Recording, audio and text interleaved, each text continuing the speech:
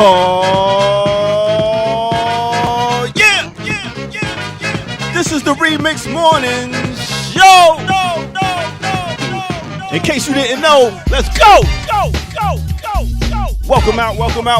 Another day, another week, another month. We about to get ready to start right here on the Remix Morning Show. I go by the name of the Ear Doctor. We got a great one for you. Listen, let me introduce y'all to no other than the one they call Dr. Jared Ball.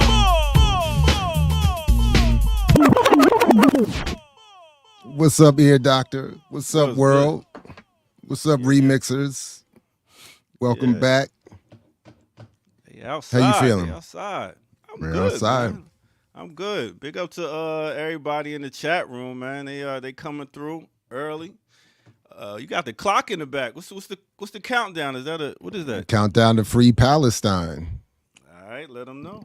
Like, you know, It's time to black out and get free. That's what I'm trying to convey this morning. Word. Yeah. You know, speaking of free, a lot of I did the Black Alicia, Man. what's up? Yeah, my bad. What's up? It's all good. I did the Black Man Lab last night, right? And they had MSNBC doing a story on us. So a lot on of who? On the Black Man Lab. Oh wow, okay. Yeah, so it was like a lot of the people when they was asking like, what do y'all want with with the election and this, that, and the third coming up? Everybody was saying freedom, some type of freedom, this type of freedom. So that was the ongoing word last night, freedom. So that's right. I mean, what's the call? Free them all, including ourselves. But I'm with that. And your weekend was spectacular, I take it. Yeah, I mean it was busy. I was at it was wild actually. I can imagine if you was where I thought you was, you definitely was wild. Where do you think I was? Alabama? Yeah. I was in Alabama. What you doing in my old stomping grounds? I was in Montgomery for the Capitol Matters. That's where I used to live. Oh, for real? I used to live there for like a year and a half. I graduated from high school there. Wow. Exactly. That's why I was like, oh man. So, yeah, I was right down there on Dexter Avenue, the famous, legendary Dexter Avenue down the street. Took a selfie next to Rosa Parks statue. Shout out to Louise Story and Ebony Reed and their forthcoming book. They're the ones that had got me added to the roster of that conference, and it was interesting. It was a lot of I was kind of on my own. Shout out to you know, to right, and Michael McDonald. Continue, please, my fool. Yeah. Because it was primarily black capitalists and entrepreneurs who were advocating in various ways for how that is going to solve the problem. And so obviously on my panel there was some disagreement, and I look forward to the video getting released. No, not you. You know, it was. Wait a minute. In Jackie's terms, it was like Daniel in the Lion's Den or something like that. So, I mean, of course it was disagreement. Capitalism and you? Come on. Continue. My bad. I mean, you know, so I mean, it's, you know, and the difficulty for me is when I truly believe I'm talking with people who mean well. I don't always think I'm dealing with people who are on the conscious grind or hustle, I should say, in the negative sense. And but there is a real I really do think there's a severe lack of understanding of how the economy works, and the mythology around black business is pretty severe. One tidbit that because this is how these things in my experience usually work. You get these contradictions that become apparent with any second round of thought. So we would hear, for instance, all of these negative and horrific conditions that are facing black people economically. And then we would have people respond to that with, that's why we need to have our businesses and our banking right and our financial literacy right. And I'm saying, but the woman, and so on my panel at one point, just as an example, we were going back, having this back and forth. And I said, but didn't we just hear on the previous panel how $200 billion a year in this country are transferred just through inheritance? So the point being, the wealthy give to the wealthy. And this idea that you only are wealthy through hard work is nonsense when 200 billion alone is just transferred every year in inheritance. We're already working against wild levels of inequality and then being told again that we have to solve it through our own sort of business initiatives. And so but it was a good time. It's always weird for me to be in the Deep South. Shout out to the real whites and to that heavy struggle down there, because you could feel it. I feel it. Oof, I feel it down there. Yeah. I walk off the plane. I walk out the airport and was like, ooh. I'm telling you, it is a whole different energy. And then, like, especially being in like DC or Atlanta, where there's like a whole lot of blacks, and then you just feel that pride when you like walking through, and then you walk in there and you still walk into that pride, and you go down there and they be like, who's this uppity nigga coming through with all this love for himself and this, that, and the third? It's different. And it's like, go ahead. No, go ahead. But like you were saying, it's like a lot of us weren't taught finances. We weren't taught finances, so we don't understand the difference between being rich, being wealthy, and those differences. Because I always tell people, I'm a wealthy dude. I got a beautiful family. I got my health. I'm wealthy. Rich? I'm not rich. Far from rich.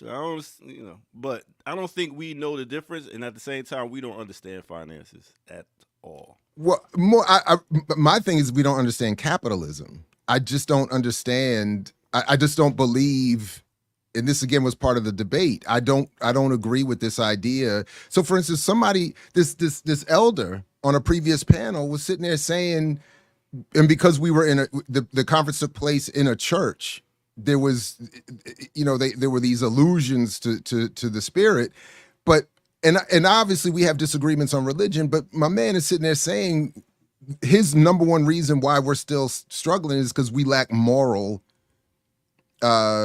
fortitude, that we lack morals because we're not connected enough to our religions and our spirituality. And it was similar to the argument being made on my panel that we're poor because we're not taught finances, as you put it. And I'm saying that's neither are the case. Black people are not amoral to the level of deserving poverty, and black people are not poor because we don't understand finances and we don't understand how banks and savings work. We're poor because we don't have any money, to summarize as Kwame Ture put it. I know who can summarize some things. MLK Franklin. I can sometimes. I can. Yeah. Okay, you got the memo about white shirt today. Good job. Oh, word! I didn't get. Hold up. I'm always dressed to impress, aren't I? You know what I'm saying? I never said nothing, man. How you doing today, bro? I'm doing really good. How are you feeling, Ear Doctor? Your name is on your shirt, so I know what your name is. Hey, listen, man. Some people don't get it right, so I gotta help them. Yeah, I'm feeling good, man. How was your weekend? I think I was in New York. Yeah, I was in New York. Traveling all around the place, man. His guy in Alabama, you in New York. Continue. I spoke on the panel. I was supposed to go to Columbia, but I was just like, it edged with the flight, so I had to come back or whatever like that. I wanted to go see what was going on campus, but there we go. Oh yeah, the beige and white fight. There we go. There we go. Beige and white fight. Let's get it. You know. Continue your New York story, please. I don't got. I mean, I stayed with some old friends, some old political friends from back in the day, so it was cool to catch up with them. Started planning some trips and other activities, organizing trips. So yeah, it's cool. I enjoyed myself. Okay, you ain't get locked up, so that's a good thing. I was waiting. I know. I want to. I think I need to. You know what I'm saying? It's that FOMO, that activist FOMO. Yeah, I feel like kind of like, oh, I gotta go get arrested. You know what I'm saying? But I'm old, so if they put my arm behind my back, they're gonna break my arm. You know what I'm saying? I mean, that's the other It's thing. I brittle. mean, that's the thing. That's the thing. I can't take the thrashing these 22-year-olds can take or whatever like that. I was like, yo, B. Kim Brown. 22 plus 24. Yeah. 46? You don't look a day over 35. That's so kind. Thank you, Kamau. It's very true. It's Very very kind. true. No, it is actually true. It doesn't look like there should be this level of proximity to our ages. I know. Really? I'm feeling Yeah. like I'm feeling beat. I'm feeling beat, and not like beat like the girls say beat. No. Right. Unpause, right here. Something. Not beat like the kids mean it. I Yeah, mean beat yeah. like we mean it. You know. what I'm saying? Yeah. So, but thank you, gentlemen. I appreciate that. I was enjoying listening to y'all's weekend travel story. Jared, I was hoping you were going to expound on your airport story that you shared Yo. with Instagram. Yo. Oh, the floor is open. Yo, I think I don't remember if honestly I don't remember if yo. I mean, we're in the so every flight I'm always, I mean, it's always a struggle for me. Usually my back is killing me. So if there's a little bit of can I get in early to the seat, let me take it. If I can afford an upgrade so when they do the thing all the time, they say active duty military, go ahead and go on. I will usually go up and quietly ask, is it just active duty? Like, what about the vets? You know what I'm saying? I got a veteran decal on my license. Like, what's up? All right. And 9 times out of 10, they're like, you know what? Go ahead, man. You know what I mean? So she started to give me a little grief a little bit. And I just said, all right. And then she said, and then I started to turn around it's not going to happen. And she says, you know what? Come on. Show me you got an ID. And I said, yeah. And then I take out my ID and it says veteran. She said, well, it doesn't say retired. And I was like, Okay. and then behind me, I hear, hey, man, you're being a dick. What? And I turn around and it's this little, he's short, but and he's probably my age, he's probably my age. It's hard to tell. White dude, fully steroided out. You could see like all the veins popping. His skin was real tight, all like that kind of fake muscle, that super neck. But a smaller, and I was like a dick. Like now I was like, and I said, my man, I said, why would you disrespect another vet? And then I don't want to be disrespectful. I don't want to be too disrespectful. His partner, who I called him steroids and her collagen because her lips were just blown out of proportion. It was not a good job. It was not done well. She did not look good. It was just Need a refund. And then she chimes in, and that's always the thing. She chimes in with you're disrespecting active duty. Ooh. I was like, he was like, and then he chimed. I served too, and I was like, so then so then we should all be getting on. That's what I said. I was like, so we should. I was like, what is? And then she started. I think she gave me the finger again, and then this, so Again. Well, no. He said, wait, let me get the ordering right. I think she gave me the finger there. She definitely did later because there's a second part to this in a second. But not a part 2. So I was like, all right. I was like, you know what? I said, you know what? All right. So then we go on the plane, and sure enough, as we're walking on the plane, this dude and his girlfriend, wife, whatever partner are in first class. So I see them, and you know how we have to do that slow walk because they want you to suffer, come out like we were talking last week. They want us to see the people in first class. So I was like, hold up. So I stop, and I'm standing like right over the guy, and I said something like, I said, now look at this here. I said, Look here. I said, you're in first class.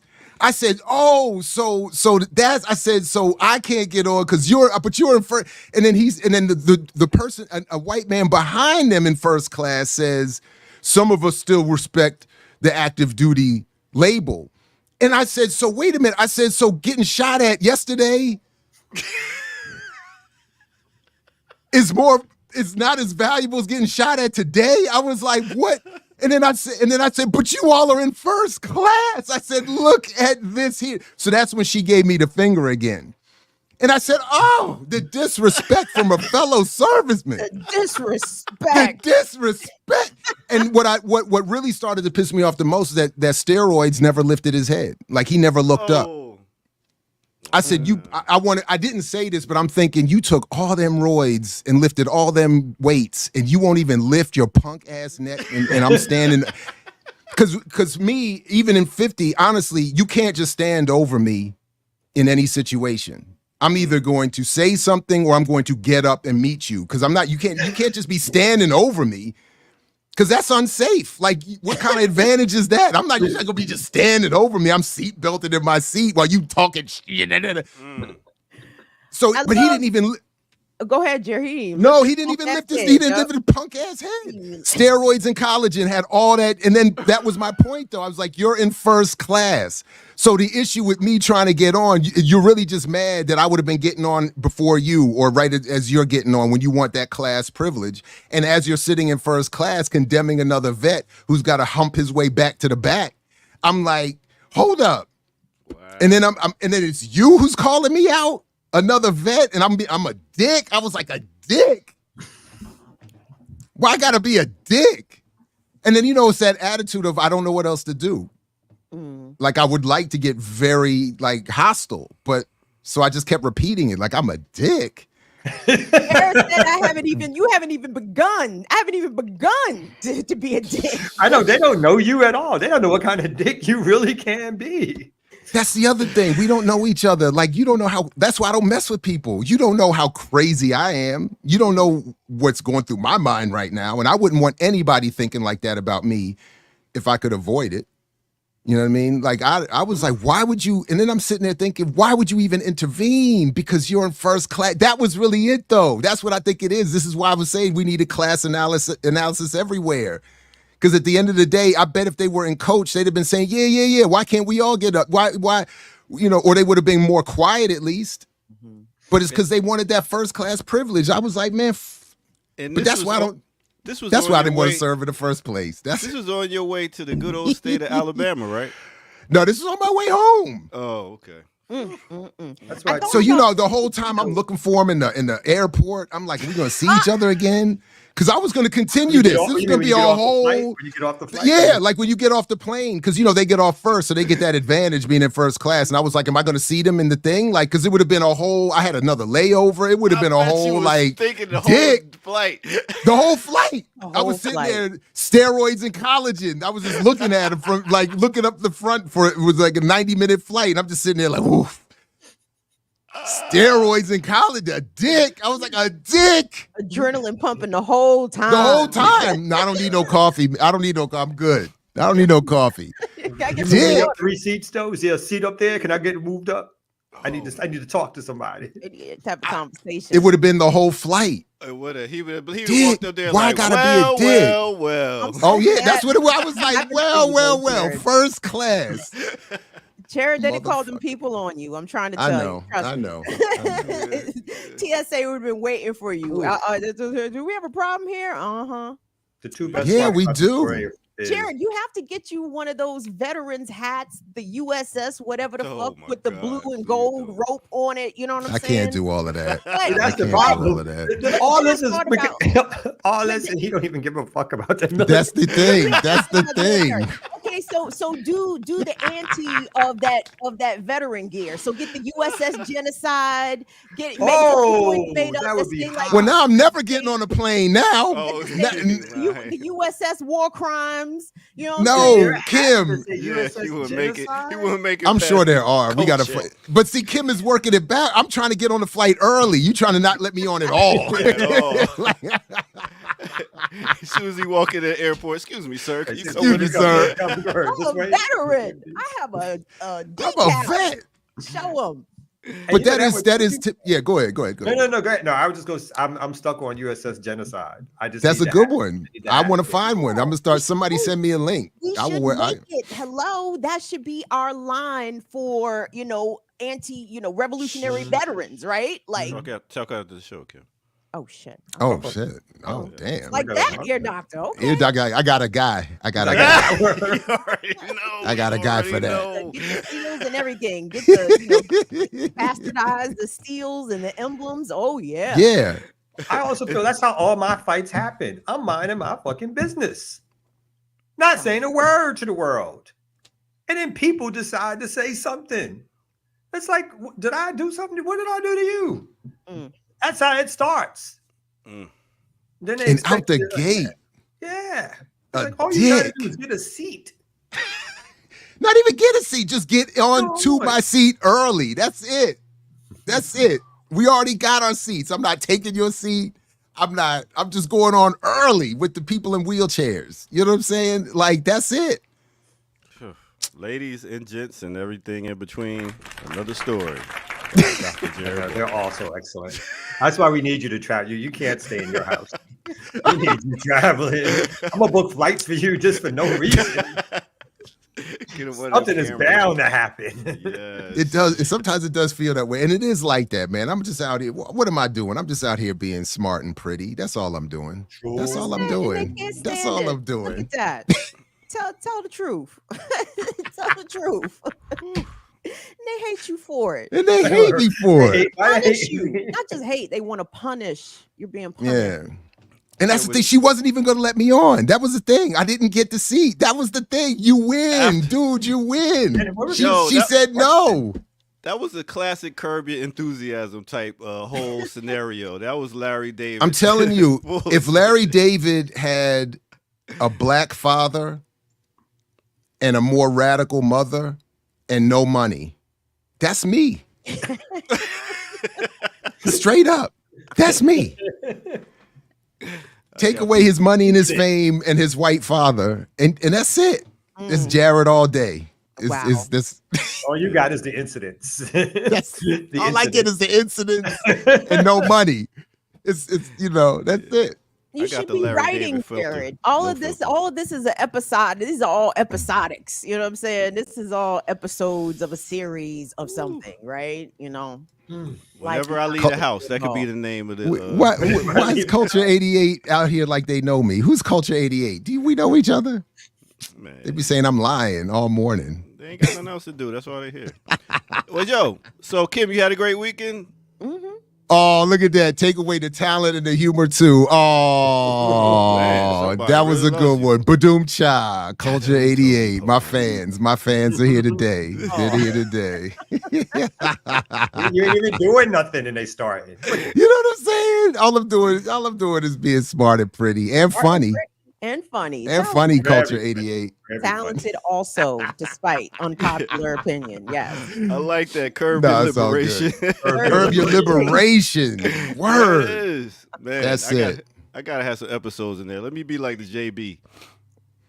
By the way, we have a special EYL pop-up today at 5:00. Dealing with the apocalypse.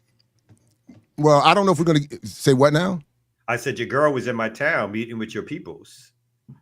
Kamala Harris was in Yeah, Meeting that's with what we're her. talking about. Yeah, yes. Kamala Harris and Earn Your Leisure have teamed up. The apocalypse is here. It's over. That's why I was like, it's the end.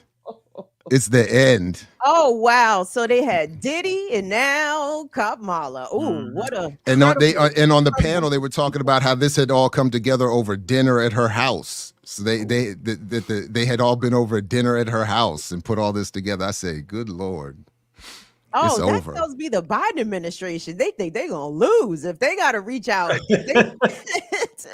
I mean, really, earn your leisure ass niggas of all niggas, this is where you going for votes? These are They're the times. bad. These are the times. That Somebody look at the polls. polling, those They look at the polling polls. numbers are not looking good. They're not looking good right now for the Biden. Kamal, It's check your inbox. We might have it. They might be asking to come on the Remix Morning Show. True. Joe and Kamala might be talking about, we need to get on the Remix Morning Show. We need all the help we can get. More black people. We on some hot sauce. We're gonna do it all. Let me find the black people with big dreams. That's where I'll go. Oh my goodness. The ones who Oh, still my have goodness. hope. The ones who still have hope in me. Yes. And They I'm won't telling believe you, anything.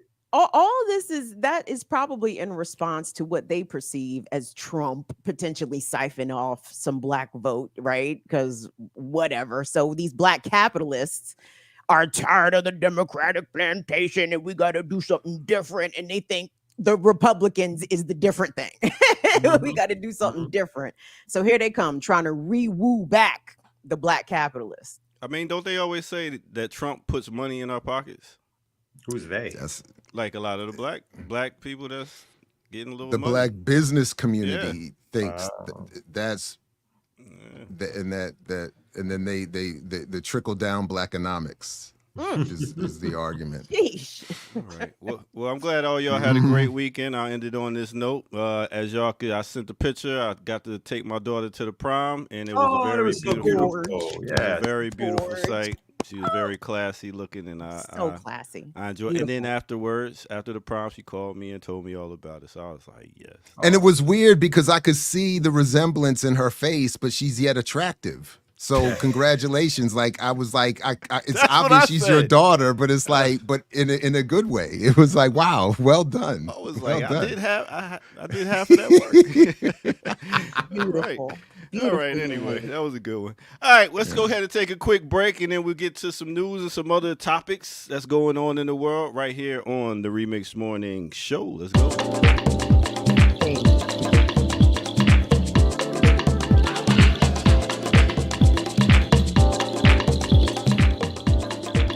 Yeah. What's good, everybody? Welcome out to this Remix Morning Show. I go by the name of the Air Doctor, and yes, y'all are tuned in right here on Black Power Media at the right time, in the right place. Hit that like button and subscribe if you're new to the channel. Also go to patreon.com, become a member over there and get footage that's rare. And you can also drop something right here. And after that, share. All right, so let's get right on to it. You know what we like to do about this time on Tuesday? We like to let you know how your weather is. So let me slap my map real quick, and let's talk about it. First, let's start off in my hometown. Well, let's start off in the town I'm in.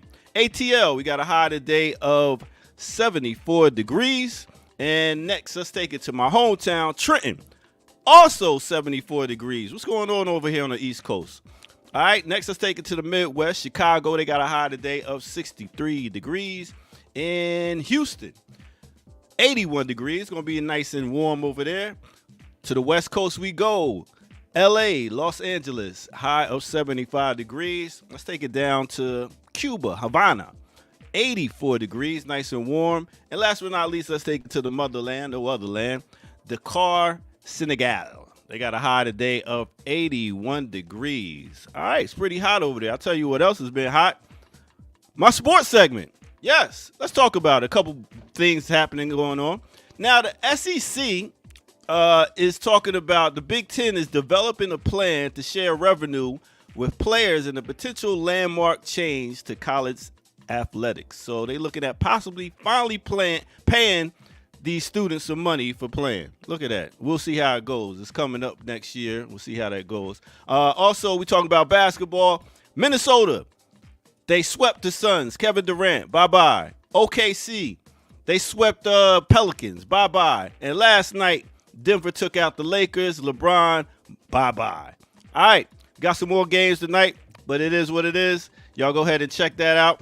Not talk about Cam and Mace, but y'all go ahead and check that out. And make sure y'all stay tuned right here on the Remix Morning Show as we get ready to get back to the hosts with the most. Let's go.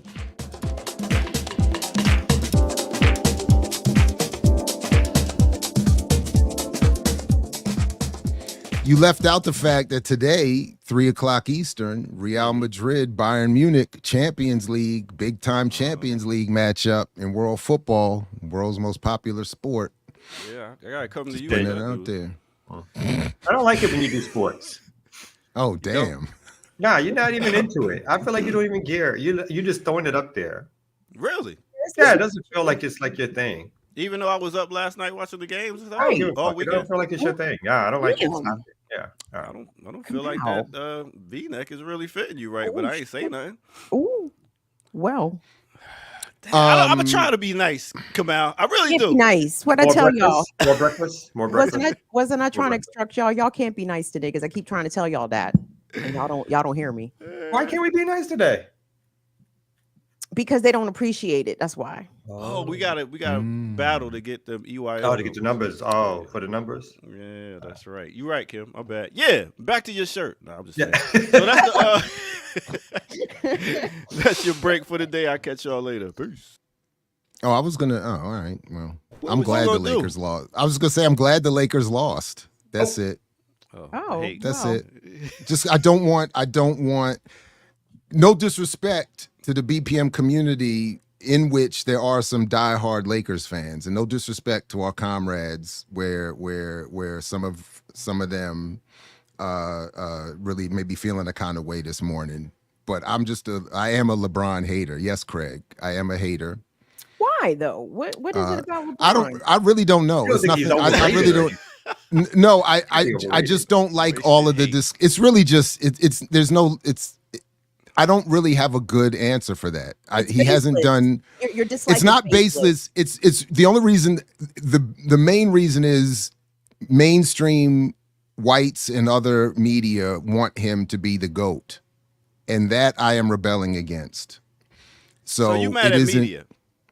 I'm mad LeBron? and I am a little bit disturbed. There are a couple things he does that bother me. The self-proclaimed I am the GOAT and the king and all of that, and this is the shot that made me the best ever and all of that. That kind of stuff is absurd. You're not the best ever, dude. You're just not. So it's not personal. In points he is. In what? In points. Oh, and But points that's he is, that. But that all that is longevity and scoring a lot. That doesn't make you the best nothing. player. That's not- I didn't That's say not nothing now. Wait. He's a Wait, king all of I it. said is he's not better than Michael or Kobe. That's Oh, all I've right. said. I didn't say he's whack. I just don't want him. He's just not So he's better number than 3 to them. you. He's number 3. I don't even know if I give him number 3, but I'm only definitely saying there's 2 better than him. I could probably come up with some, and then he don't win enough. And then he don't. Nobody says Wilt. And y'all is of an age. Wilt? I agree though. No, I No, agree. my I homeboy, agree. that's I our agree. biggest argument. No, Wilt, we go back, that's our biggest argument. He's like, Wilt is better than Mike. And I'm like, nah. And he's like, but Wilt is I agree. a I very agree. compelling argument. Yeah. And the thing that 100 bothers me points in most one about- game, Yeah, 100 but- points in one. That don't- 11 championships. Hello, because it Wilt? doesn't. Nah, We can Wilt have a- doesn't have, no, he has 2. That Yeah. was his problem. Wilt only Yeah, he has didn't 2. win, yeah. And he kept losing to Bill Oh, Russell. That's the other Russell. problem. That's who has That's the 11. only, Okay. but that's the only problem with him being GOAT. That's my argument against my homeboy. You can't be the best if you keep losing to somebody. Mike didn't lose to nobody. Mike beat everybody.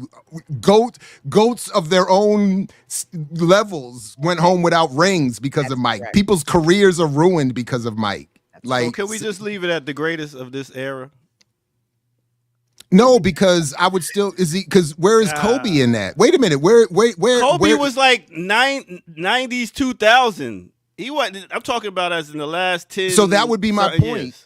All LeBron has been doing these last 5+ years really is stat padding. He has not been the best player in the NBA the last Right, 5 or 6 years. How was Kobe number 2? Kobe wouldn't have won that first ring without your boy, Shaq. without Shaq. He won 3 with Shaq. Yeah, Mhm. yeah, that wouldn't have. I mean, like Mike won rings. You know what I mean? Like Dwayne again, Wade won one it was with ensemble Shaq. cast, and Mike still was Dwayne winning. Wade won. No, I got it. I that's why he's not better than Mike. That's what I'm saying. But he's still better than LeBron. See, that's like saying this speaker is better than this speaker. Both are good speakers. Why are we even trying to Some do people the are better. comparison? Well, because he does that. That's what, like Mike. That's the other thing. Mike. He never, or the never- media? Wait, no, he. No, no, he. Comparison. Wait. He said it himself in that interview. He said he pointed to that one specific game and he hit some shot. That was what made me the GOAT. He puts the crown on his head all the time. He calls himself King James. He walked into that moniker from day one.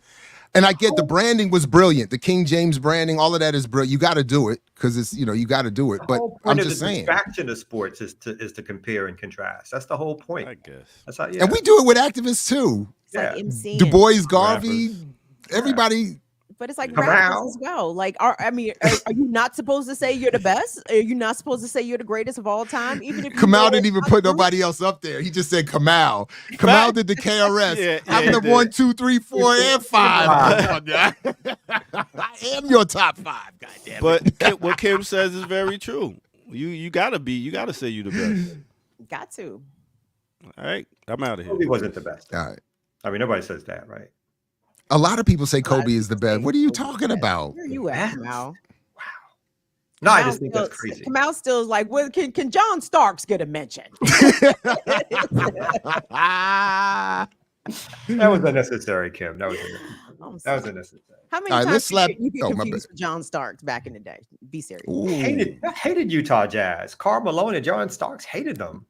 No, what are you No, talking man. about? Stop. What are you talking Just about? stop. That's how you know Kamal just disqualified himself from all of these. John Starks. Oh, my bad. Out of John here. Starks. Outta What was the here. right word with Utah? Jeff What was the right word with Starks, Utah? yes. John Starks, nigga. John The Starks. Knicks. Oh, Nigga, the Knicks. no. Why would I Stockton, think John Stockton Starks? and Malone, not Starks. Stockton. No, you're right. I made a mistake. I forgot. Now my you man. confusing the light skin, the beiges and the whites. Beiges and the Kamal, whites. of all Yeah, people. You don't even know his home team. You don't even You don't even know his- It was many decades ago when he missed 18 shots Disqualified. in a row. When he missed 18 shots in a row. It was literally the last And the time coach the would Knicks not were put him on good. the fucking bench. The last And the time coach- the Knicks were competitive. Hey, they're good now. They're good right now. And that's what I'm saying. But the last time before now, the Knicks were competitive. Who was it? It was Starks. Ewing. It was Ewing. Ewing. It was And it was Oakley. Jordan sending them home every year. Every year, Jordan sent them home. We They had know this, Oakley Jared. We're and, not going up. No, Larry Johnson. because Yeah, because LeBron lets everyone eat. LeBron been giving rings to everybody.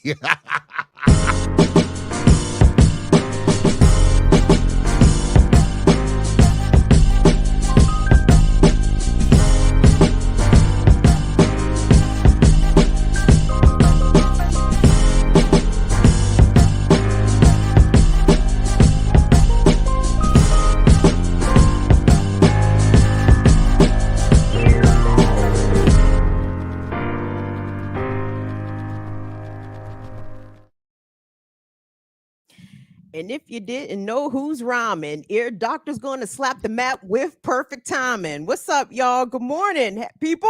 Today is Tuesday, April the 30th. Welcome to the Remix Morning Show, Black Power Media. It's a beautiful day. And I'm so glad y'all made some time to hang out with your crew this morning. We got Reverend Dr. Jared Ball, aka Stephen A. Sideways, up there. We got the greatest activist of all time, Kamal Franklin, number one. Wait a minute, that was bars. Well, that was great. You just came up with that one? Is that Off the top, sir? That's what I do here. It's as extemporaneous thinking. I excel at it, sweetheart. Thank you guys. Appreciate that. Shout out to the Ear Doctor. Ear Doctor said enough of this shit. I wasn't done. Somebody in the chat had the nerve to say that the Bulls won the championships over. I was like, Yeah, I saw that. It was Michael Come on. Jordan. Son. Come on. That's why you know who that is? That's the one person in that Scottie Pippen, Luke Longley tour where they're claiming that they're the real reasons that the Bulls that's their audience right there. There you go. There you go. Me and Ludo. I see Lou in the chat. Lou knows what's up. At least somebody in the chat knows what's up. Shout out to Lou. It is Jordan, yeah.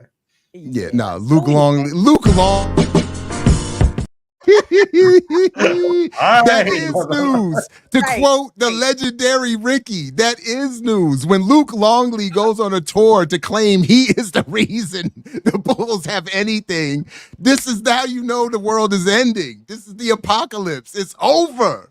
Kamala Harris and EYL, Luke Longley on a tour. Stop it. It's a wrap. Jesus is about to come, y'all. That's it. Tell him, Esther. Oh, better get right with the Lord now, because it's over. And there's the audience. Whoever that was is the audience member. Luke. He on one today, y'all. I don't even know what to say or do. Jared is on. He fired up today, everybody. So, well, I got some shit that'll fire you up. Check your emails, beloved. I got so it. I have a couple of things. So do you guys want to stay hyped, Jared? Yeah, stay. Let's stay. Yeah, let's stay. The first, second, or third. There should be 3 links. So links 2 and 3 are the same person, but and I just discovered this person on TikTok, and I hope that the account is legit because they present themselves as, I believe, a Hezbollah fighter, right? And they're in Lebanon talking ginormous shit to the IDF. And I said, I love this man. Can someone please send him to me, please? I like for him to be my husband. One of them anyway. He can come out. Look for the one that doesn't have a timestamp. The TikTok. What are you talking the TikTok about? One. I don't got TikTok though. Is it gonna play? Oh, then Jared has to click. I think Jared. All right, hold on. Yeah, I got it. I do. Let's see. Yeah. Okay. He only got Black Planet. I did. I was on Black Planet. Shout out to Black Planet. Yeah, shout out to Black Planet for sure. All right, hold on. This isn't open up. Let's see. Let me try this again. Everything hates me. Everything. Yeah, this is not bringing anything up. Kim. No join is coming up, really? Either one of them? No, on the TikTok one. I haven't tried the other one. Okay, well, whatever. So whatever pops up at this point is. I do have the YouTube one. Okay, well then let's go there. So this is separate because this is actually an update on a story that we covered here back in January when it happened. I hope this is the right story, but there was some audio released allegedly purporting to be this Baltimore County principal, where he was saying derogatory things about the Black students and the Jewish parents. And I remember the discussion that we had on here. I remember what I said. I said, because we looked at the Baltimore Sun, covered it. I said, this is really irresponsible for the Baltimore Sun to be running with this story because this audio can't be verified. And in the state of Maryland, you are not legally allowed to record people unbeknownst to them or without their permission. Wow. So this is the update to the story. Oh, wow. Now to a bizarre case involving the use of artificial intelligence in Maryland. Police say a former athletic director used artificial intelligence to frame a high school principal near Baltimore. Dazone Darian allegedly created a recording that made it sound like the principal was going on a racist rant. Investigators say that Darian was angry over the principal investigating his potential mishandling of school funds. It's really unbelievable what AI can do. Unchecked. That's the update. Damn. I wanted him to play it. I wanted to see the fake. Oh, wow. So basically he faked his voice saying racist. And the audio, we played it whenever it came out, and the audio was him saying, I'm sick of having to deal with these Jews and then the blacks and some other, and it. Oh, wow. You can find a better story because that wasn't a great clip because the further update. Okay, so this athletic director of this Baltimore County High School, I think it's Pikesville High School, allegedly created this artificial intelligence recording of his boss, basically the high school principal. And this guy's the athletic director. He's Black and the principal is white. So as part of what the AI recording said, this guy, the athletic director's initials, I think, are DJ.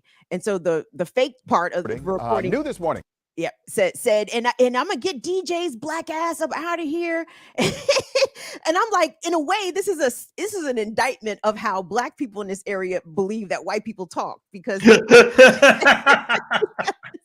because the it's fake, right? This is what the black teacher perceived or made up, fantasized that the white principal said. And because Jared and I at the time were like, yep, all of this is on brand. Yeah. I sure did. So I sure did. Play what you got. I just found this The longer. former Pikesville High School athletic director created the audio recording as retaliation against the school's principal when his contract was not renewed. The recording impersonated the principal's voice, and it included racist and anti-Semitic insults about students.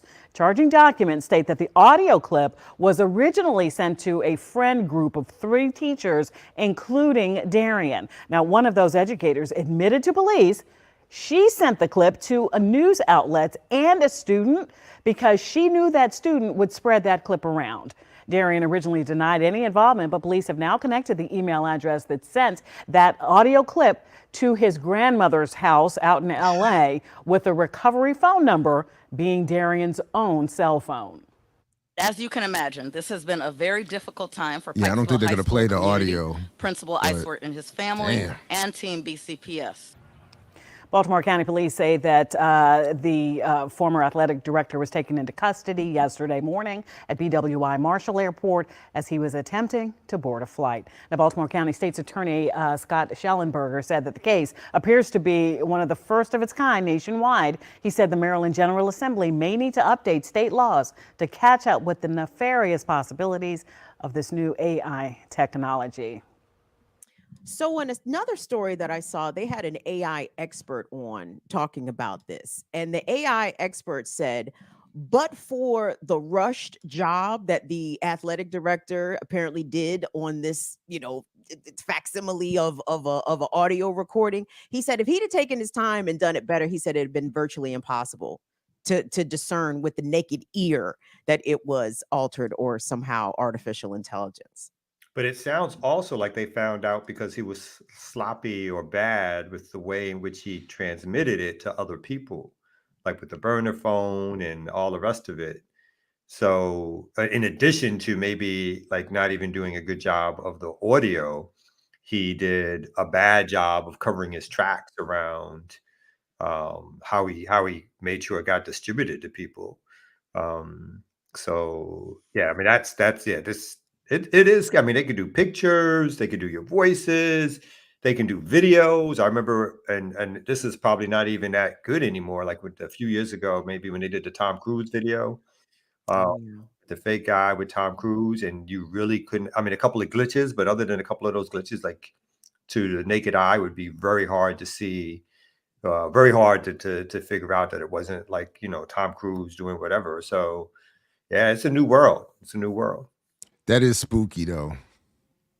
That's spooky. It's twofold, this story. So it's the spookiness of artificial intelligence, and then it's the irresponsibility of the media looking to harp on a salacious story. That story was well covered in Baltimore media. Not only the Baltimore Sun, all of the local mainstream news outlets picked it up and ran with it. And it's like, y'all goofy niggas getting food on here online.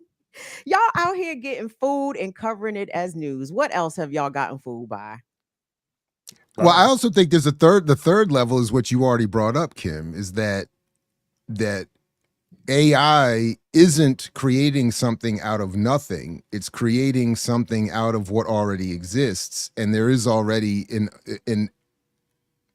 I am biased, but I think there is an accuracy in what he depicted about this man, not the man himself, but in people from that area and their attitudes towards Jews and black folks.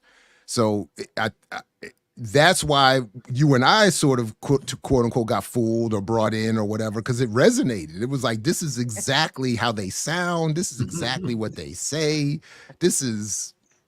And so, but yeah, so I mean, so AI was like, oh, spit out some racism, word, some Baltimore County racism, got you.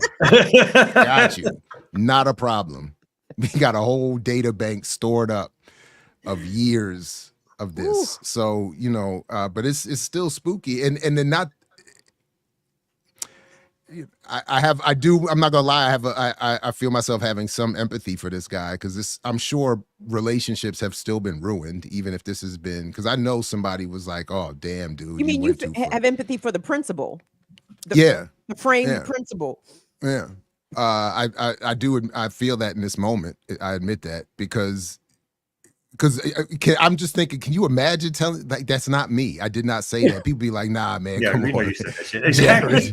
It sounds like you. This sounds like what you would say. This is the same shit you said to me on the phone last week. You know, like, now you trying to tell me you didn't say it. And I'm like, I didn't say it. Nah, that ain't true. And I'd also know me. And as soon as it came out that it wasn't me, I'd be like, fuck you, motherfucker. Exactly. I told you, and fuck you forever for not believing me. Exactly. Forever. Exactly. So I already know. I agree with that too. It's like, you ain't got my back.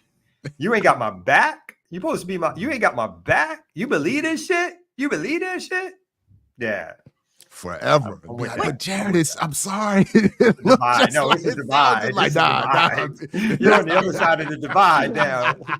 You say all that shit to work to be like, yeah, I see.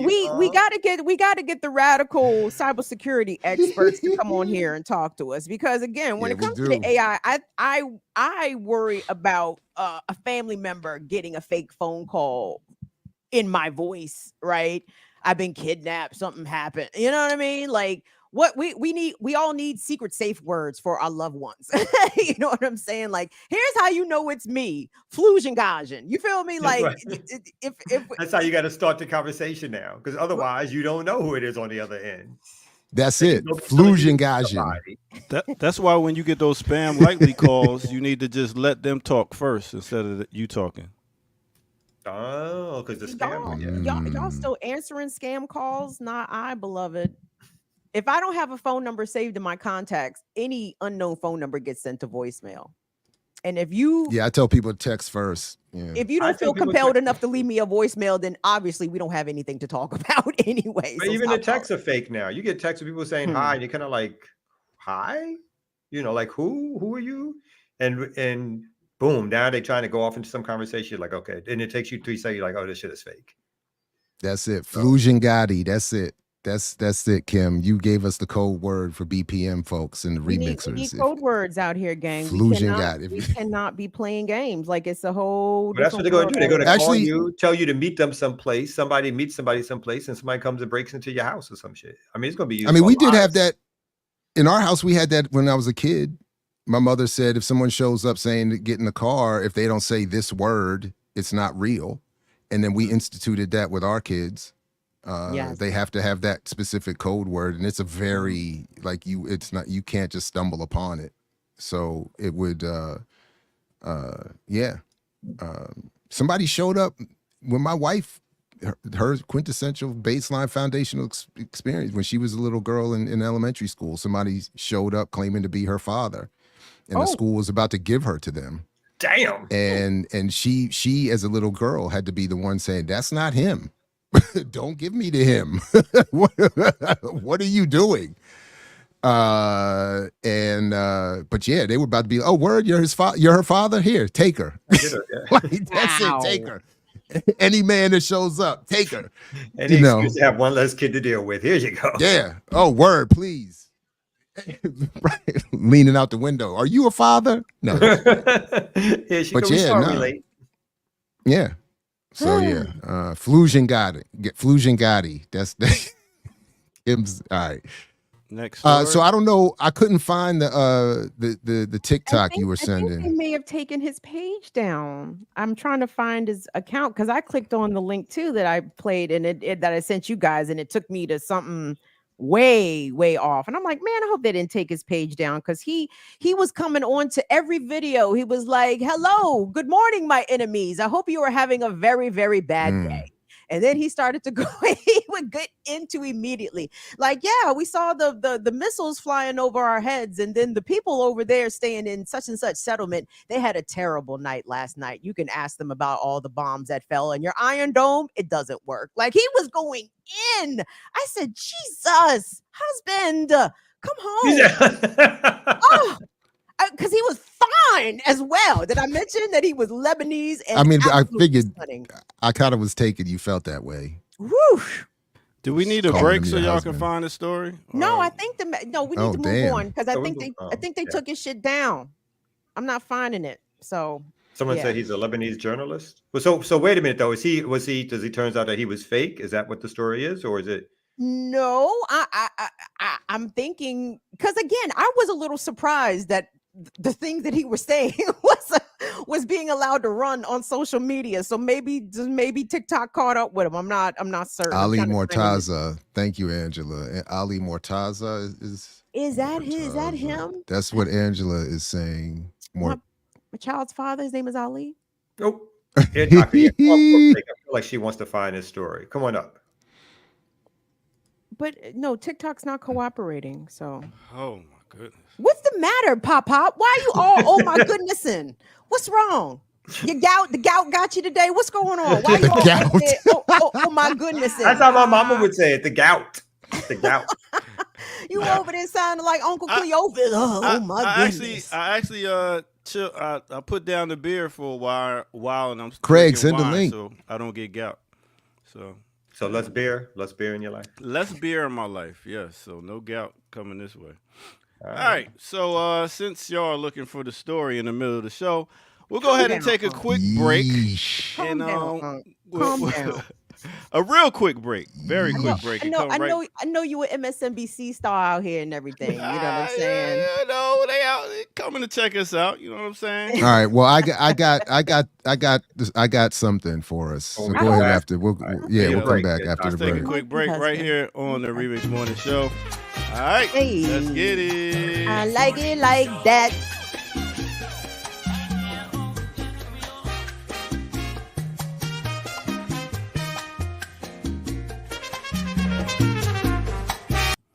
Yeah, the Remix Morning Show. Welcome out, y'all. This is the Ear Doctor, and I like y'all to hit that like button. We got 503 people live right now, so let's get 503. We just went down to 500. What happened, y'all? Tell them other 3 people to come back and bring some more. Also, you can go to patreon.com and become a member over there and get footage that's rare. And please make sure y'all share and subscribe if you're new to the channel. All right, with that said, we're going to do a real quick joint. And I just wanted to give a shout out to a song, because pretty much it was almost like a one-hit wonder. So big up to this group right here. They go by the name of Inner Life. That's right. Inner Life had this tune right here. And it was like a disco track that came out in 1979. And it was called I'm Caught Up in the One Night Love Affair. Now, you talking about disco era. This one right here was it. Jocelyn Brown and Leroy Burgess. And he was formerly of Black Ivory. They came out with this joint right here. They only really had 3 albums. Yeah, that was it. Woo! All right, but like I said, they only really had like 3 albums. I'm Caught Up, Inner Life, and Inner Life 2, which was from 1979 to 1981. So if you want to hear something that's popping, a real disco joint that'll get you on the floor, for all y'all DJs, y'all better rock this. If y'all not, y'all playing yourself. All right, boom. With that said, that is your quick break. Inner Life. Let's go. Tomorrow you'll wake up and be on your way. Forget all the things you will say tonight. Yeah, that's one of them New York joints. Come out, know about that. Come out, know That that's one of joint them New is York. hot. I disco love that joints. song. Yeah, anytime that came, I love that song. Yeah. Even I know about that joint. Even better. I've heard that in the spot. Hope in true love I used to will find me every once there. in a while be out. Tim, you know that song, don't you? You know that song? No, I don't. I don't. Oh, I saw the look on your face. I was like, wait a minute. I don't see her popping to this. I Wait know. a minute. That was Oh my before her God. time. How do you know that? It's quality. Don't get me wrong. Oh, it's And extreme quality. And I'm listening to, and it just reminded me the genre of disco is just so forgiving of all voice ranges. Like everybody, anybody could get on a disco song from a higher octave to motherfucking Barry White had disco records. Like everybody could do it. That was nice. I love the harmonies. Yo, big up to Latif. Yo, I am genuinely entertained as much as I am informed here. Give it Give it for the Remix Morning Show. We gotta work. We gotta work on your. Yo, it is the end of the month. $5. Yeah, End of Annie the up. month. But And, that means the first is tomorrow. So your math is Yeah. off. But So this no, is but the the time check, to ask. don't the check come today? The check comes twice a month, B. But the rent is due at the first. Oh, you're saying this I is know the you don't pay best the time bills. to hit This them is how- off because people got paid. Yeah, their he rent. doesn't pay. I the know he don't pay the Oh. bills because everyone who actually pays No, bills no, knows no. this. I don't care about their rent. What I care about is the fact that they got their check, and before they pay their rent, they need to pay the But that's not very business-minded of you. before the landlord, before the government, before your mama, before your baby mama, before your baby daddy. BPM is your first bill you pay. That's right. That's what they all should be thinking of. Oh, I gotta hit them off with 5. I gotta hit them off Yeah, before you even pay tithes. before anything. That's right. Before tithes, you got to hit them off with. You got to hit us off with 5. You know what I'm saying? Before God, it is BPM and then it is God. This is the order. This is the order. I know Jackie's not on today, so she might try to switch that shit, but it's the order. This is the order. Pick up Jackie. You know what I'm saying? Jackie at home cleaning her weaponry right now. That's what she's doing. She like, yeah, keep talking, mom. Keep talking, Keep buddy. talking. All right, let me get out of here so y'all can get to some more news. Oh, Ooh, damn. Well, we actually do. So I don't know. I haven't watched this. I did miss this, but we can play at least a minute or two Is that him, of Kim? Kim's husband. Was that him? Is he out? Oh, that's him. Well, we're doing fantastic. It's really great to have you. Thanks for staying up late for us here. I guess I wanted to start here. You gave an interview back in November of 2023 and said that you and the other folks in the El Mayadeen crew were not going to leave South Lebanon. Talk about why it was so important for you to stay and report, and some of what you think people in the United States should know about what people in South Lebanon are living with right now. Thank you, first of all, for having me, and sorry for my accent. I don't know how to talk English very well. I'm talking English in the Balbakian way, not the Lebanese way. Anyway, the most important thing that I did by staying in the fronts, that I am with you now, and I'm talking to Western people to tell them the truth that not anybody say this truth. You are always our friends. We first of all, we don't hate the United States, the people of the United States. We hate the United States government like you hate it. I was hearing you about the homeless things in the United States and how they treat the Americans, and we are treated in the same way. But the difference is that they don't put us in jails; they kill us. And this is why it was very important to stay in the front line and to say what is happening on the ground, and to talk in English to make clear to all the Western people and not the government that this is not the truth that they are telling you. The media is telling you a false information, and the truth is that what we're presenting. So this was important. We are faced by threat, or we are threatened by death every day, every hour, every single second. Now maybe, and I'm talking to you, maybe a drone will hit me now, but we are not going to surrender because we want all the world to see how much criminal is Israel. This is weird for you maybe, but I'm happy when I see that those people they put out their real faces. For 10 years or 20 years, they say we are a good country, we are a progressive country, we live in the Middle East, and the Middle East is a jungle, and we are the civilization. Now you see the genocide in Gaza, 100,000 between injured and killed, 40,000 killed in all Gaza, 7 months of killing people. In Lebanon, we have more than 400 kills, and this state is now in front of all the people, especially the American people, especially the Western people that know humanity. The people, they know humanity, and they know that this is wrong. You can't now say that Israel is an angel. Anybody, even that the guys who defend Israel, they are saying that we are killer. They say we are killers. We want to kill.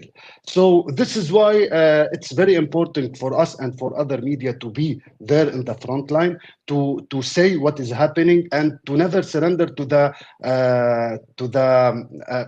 propaganda, to the Israeli propaganda and to the American propaganda in this war. Mm.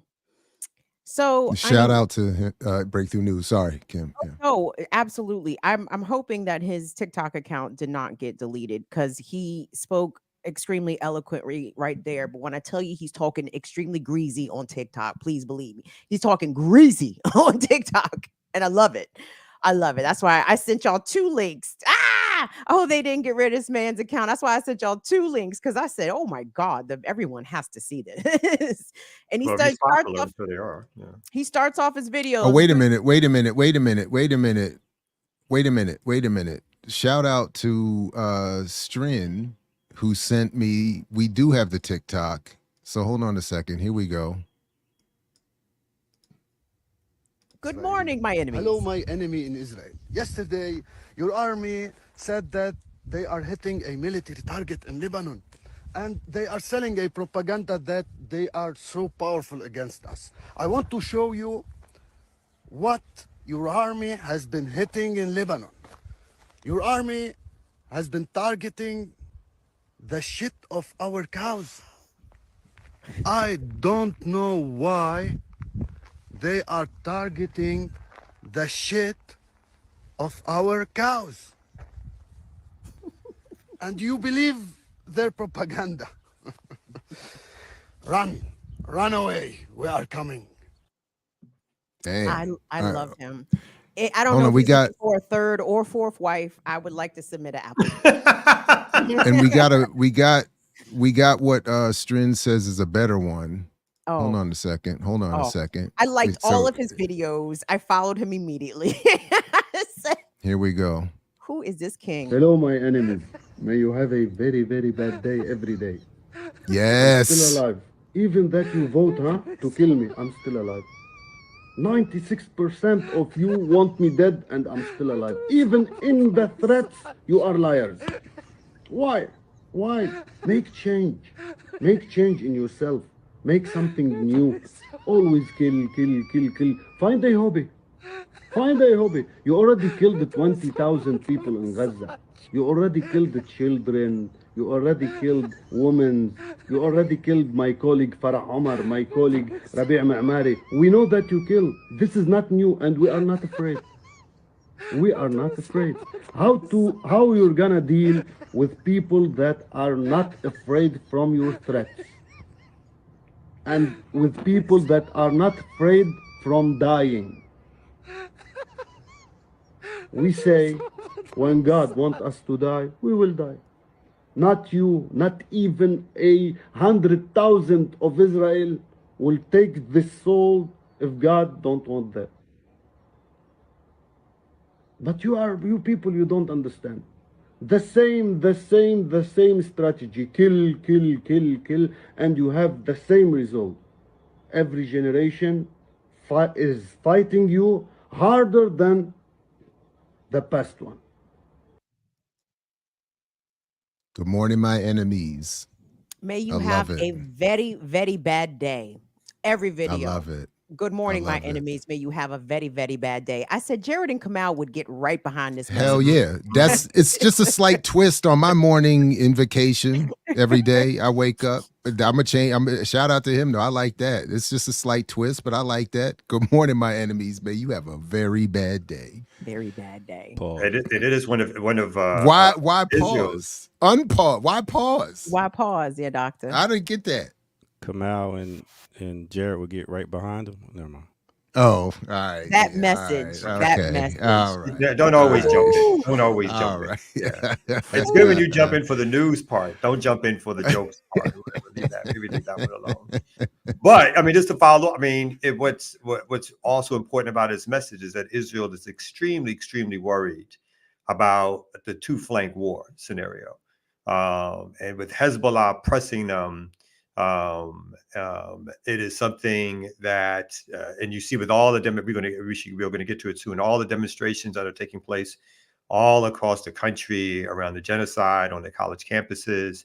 I definitely want to play a tape of the correspondence dinner of the journalists attempting to, I mean, the so-called journalists, white folks dressed up in A9s attempting to walk in, having to step over what people put out there as flat jackets with blood on them, basically demonstrating the amount of Palestinian journalists who've been killed by Israeli forces. And so what he's saying, obviously, is very true, how it's being exposed every day, what's happening. And that the U.S. propaganda system is failing to continue to cover up for Israel, although it continues to try. Because at that same correspondence dinner, they gave an award to an Israeli journalist for valor and so forth, completely ignoring the little hundreds of Palestinian journalists who've been murdered covering the genocide of their people. And so, I mean, you know, the propaganda system, this is again, one of the reasons, I think somebody brought this, one of these senators brought this up. This is one of the real reasons why they want to ban something like TikTok. It has nothing to do with feeling like Chinese folks or the Chinese government is getting your data.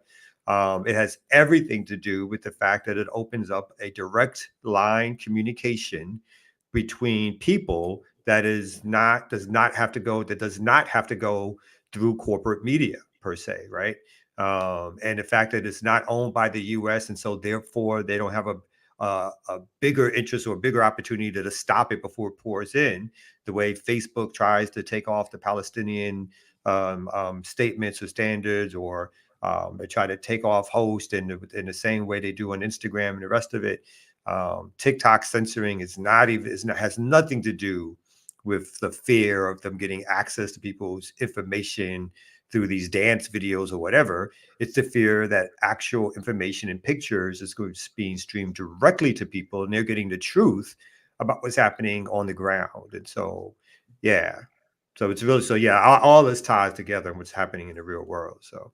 And by the way, the Chinese company ByteDance that owns TikTok said they have no plans to divest their ownership to an American company. So it'll be really interesting to see how the country and how especially TikTok users respond to when it's going to get banned, right? It may not be banned for half a year, 9 months, but if China says this our shit and ain't no way we gonna give y'all our shit, the Biden administration or whoever is going to be president in 2025, you know, is going to have to enforce this law to ban it. And so how do you think the children are going to respond to that? And I don't know if the kids are going to get out there and outright riot, but it will further erode confidence in institutions and American ideals such as freedom of speech and freedom of expression. The children are going to continue to realize, as my comrades say, that the contradictions continue to get heightened right in front of the kids' eyes. So it's not going to be cute when the app does get banned. So we'll see how the hilarity of it also is that the Biden administration is using TikTok.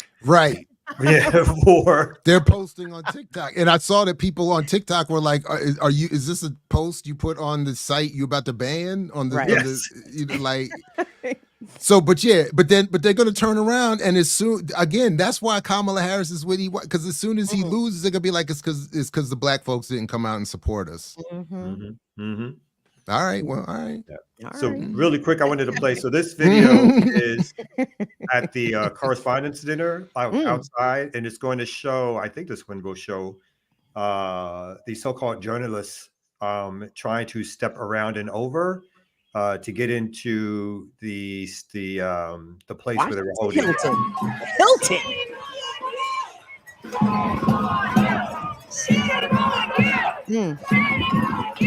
Like a walk of shame. Look at him.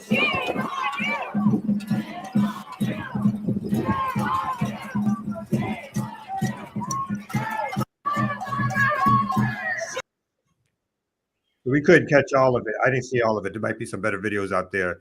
But you had people in their gowns, in their tuxes, in their suits, having to walk through the crowd and being pointed at for being a sponsor of genocide, lying about the genocide, so-called journalists who are more interested in being next to the Washington elite obviously than telling the truth, because they are the Washington elite. So yeah. Well Yeah, they done. really are, though. Yeah, but shout out to everybody doing all that. Yeah. Do we have anything regarding the actions that happened at Emory or at Morehouse? Didn't the kids at Morehouse Yeah, in fact, we get down to do. Shout out business? to Erica, has us well covered. And this is one: planned Biden Morehouse visit angers Black student, Gaza supporters. President David A. Thomas is grilled at a town hall where critics accuse him of making the college complicit in the Biden administration's actions. Ooh. Is there a video? I don't see any video with this. What I read quickly in the story is that again, Biden is set to be. It's not only bad enough he's going to be there, but he's set to be there on Sunday, May 19th. Which is Malcolm X's birthday. And that evening at No Moon, Baltimore, you can see EYL live. Just saying, if you're not at Morehouse to see Biden, you can go. You can come hang out with us in Baltimore. In Baltimore. Yeah. And it did say that, so students were calling him out, and it did say that he is not currently in danger of losing his job. That is the president, President Thomas. Let me play this video real quick. Oh yeah. I did want to just say very quickly and personally that in addition to all of this, Morehouse and Spelman were late getting their FAFSAs out and missed out on at least one potential student. So I think, that's just one other thing that they need to get straight, in addition to checking Biden coming on Malcolm's birthday to speak at the. Well, all my friends who went to HBCU say that's par for the course. Okay, so so y'all might be dodging a bullet, not having to go through the additional bureaucracy that HBCU administrations tend to put on their students. That is let's applaud the students who did get in, who decided to challenge. Go back to that.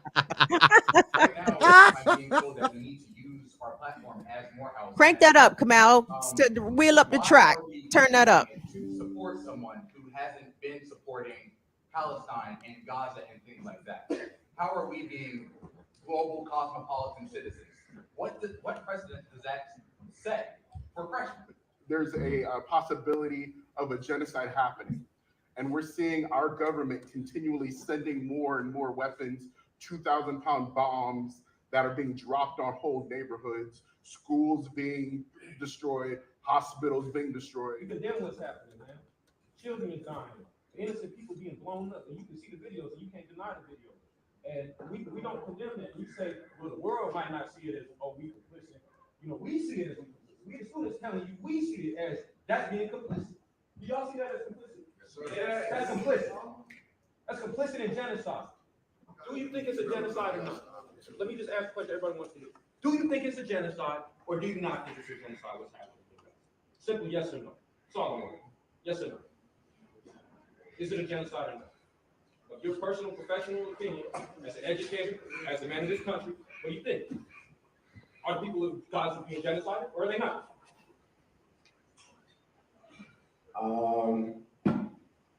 I'm not going to answer that question. Oh, there you go. This nigga. There you go. Swing and a miss. There you go. I'm not gonna. First of all, I love the extended. This nigga knew he was about to hem and haw. The worst response he could. I also saw in his face, right? Plead the fifth. I was just going to say that he's pleading the fifth, and it reminded me of, because I just watched it again, when Mark Furman pled the fifth, was pleading the fifth, and they made sure to ask him that one last question: did you plant any evidence in this case? I plead the fifth, and everybody's like, That's what it looked like, and it also looked like he was sitting there saying, "Please repeat yourself a few more times. I need to stall and get myself together." He was up there and he might not have said. He might still be in trouble. His board or investors or supporters of that university could still very easily be saying, "You didn't come right out and say no. Mm-hmm. You didn't defend Israel stronger than that." bruh, you might have to go. Mm-hmm. That seems to be the zeitgeist right now. So he might. I don't know how the rest of that went, but if he didn't course correct, he might still be in trouble. And with the students, clearly and with us, that answer is just. No, but shout out to the Morehouse students. Thank you very much for holding your administration's feet to the fire to try to get a clear answer, to get a very clear position. And I think the kids got all the answers that they were looking for right there. So yeah, it's an incredibly radicalizing time for folks to just to see. Again, we talked about this last week, just to see the propaganda and the pushback from it, like how bad the state is, because it's so used to getting people to believe their lies on the first try, right? It's not used to this kind of pushback, and the fact that it now has to bring out its standing army of police all over to try to contain what's happening on campuses.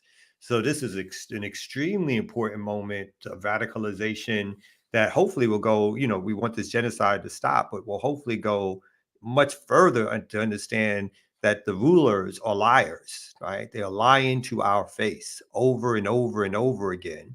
And it's being exposed because you have the actual physical evidence of people being murdered and killed with U.S. supplied weapons day after day after day after day.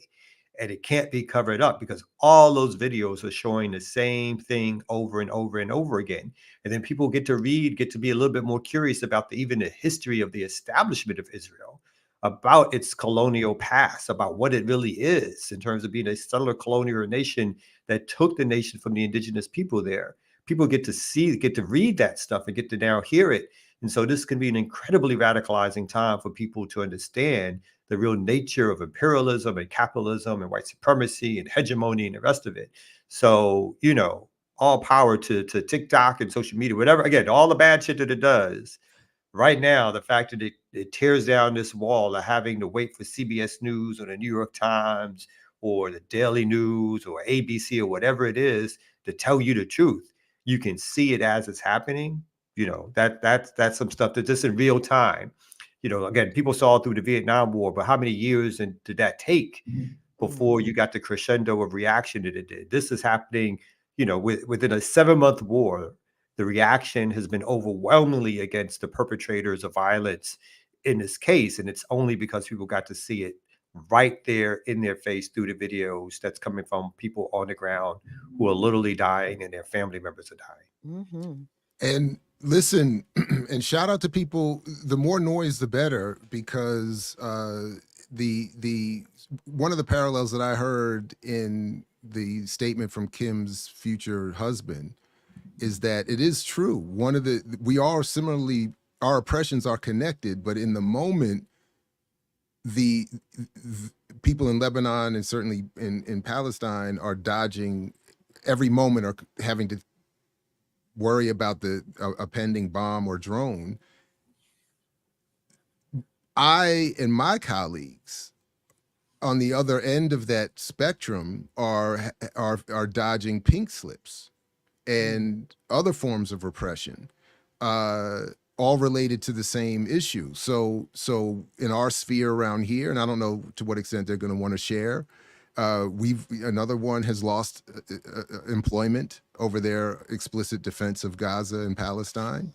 Nationally, faculty at University of Indiana and one of the Indiana University systems, faculty were arrested and have now been suspended for a year for their support.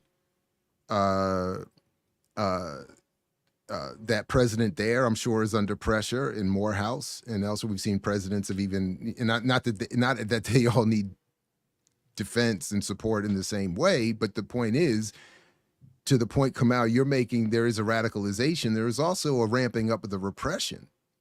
That it doesn't. So it does feel like there's going to be more. We're in a moment of heightened conflict because the radicalization is not having that traditional sort of liberal, quote unquote, success of encouraging some kind of reform. The state seems to be doubling down and saying, no, we will fire everyone. We will suspend faculty. We'll kick students out. We will lock people up. And because on the other end, the bombs got to keep going. The drones are going to keep going. Whatever our mission is over there, going to keep happening. And if we got to continue to make arguments around ramping up the propaganda, if we got to continue to suppress people, in our classes yesterday, I will say I'll define it as my students expressed fear at showing up and joining national protests and things like that. So everybody is feeling this, and some experiencing very directly the punishment of not falling in line. So shout out to everybody making all this noise. The more repression that we've seen on college campuses, at least of student activities, it seems that has now caused a mushrooming effect at universities across the country. It seems to have spread now, right? More students are creating tent encampments on their campuses. But with the repression of faculty and teachers, is it having a similar effect or the opposite effect? Is having more of a chilling effect, or are pro-Palestinian, politically leaning faculty are there more coalitions of faculty? Are y'all squadding up more, or everybody getting more quiet? It's a good question. I don't know if I'm situated so directly immediately on my campus. I don't know. I have very limited interaction with my colleagues on campus, almost none, to be honest. So I don't know what they're doing. My sort of extended colleagues and comrades in the American Association of University Professors and the Teachers Union, American Federation of Teachers, that there seems to be a squadding up, an effort to squad up, but there's also an effort to nationally I haven't even kept up with everything. Faculty tenures being ignored. People, they're using all kinds of excuses around retrenchment and financial collapse, still dealing with post-pandemic financial losses as excuses. There's all kinds of things happening across the country. So I do see some attempts to squad up. I also see and feel at least a scrambling for shelter and for cover. Some of us just continue to sort of blindly, foolishly keep doing what we do and kind of waiting. Like, I admit, I kind of keep, I look at that email, when I see I got a university email, I'm like, I'm like, because it's just wild out here, and there seems to be no real protection. And at the end of the day, if you read closely enough in the fine print, universities can do whatever the hell they want. And tenure, faculty governance, and all that stuff is labels and symbols. So yeah, that's why I shout out to everybody making noise. Yeah, you do have faculty at places like Columbia and other places who've come out and put on yellow vests, and some of them are, the cover that they give themselves are around freedom of speech, right? Whether or not they've agreed or don't agree that the students have a right to freedom of speech. I've seen that. I've also seen ones who've been full blown behind the protests in terms of supporting Palestinians' right to self-determination and saying that they're opposed to genocide. And that's why they're also out there trying to protect students. And again, you're right. It's a huge risk, not only to the students, but to the faculty. There's already students at several of the universities that have not only suffered arrests and the brutalization or being brutalized during those arrests, but some of them are getting suspended when they've been told to leave. There's faculty, of course, even before the round of protests, but just speaking out in favor of Gaza has forced or has meant that the establishment has decided to fire these faculty or figured out ways to get rid of them. So the fact that some of this repression has bred more resistance is also amazing. So the repression hasn't stopped students from organizing or being active on campus. When it's happened, what it has done so far is brought out more students or more people to support them, because they are a leading edge or a leading signal of a real fight here in the United States against the genocide that the United States is responsible for, which has led students all around the world to also come out and come out on their campuses. And some people are even starting these encampments off campus now. So, again, I think we're in for a wild ride, both here, like in Atlanta. We've had Emory, in Athens, another University of Georgia, where cops have been called. In Texas, cops have been called. The rough treatment of these students, both elite and non-elite institutions, is showing you again that the state is ready to step up its repression, because, like I said, the bombs are going to fly, and the liberals and the Republicans agree that the bombs are going to fly. And so they may want to tell Israel to cool out a little bit, ramp it down a little bit at times, but they are by no means breaking their alliance with the solar colonial project that they helped to set up in the first place.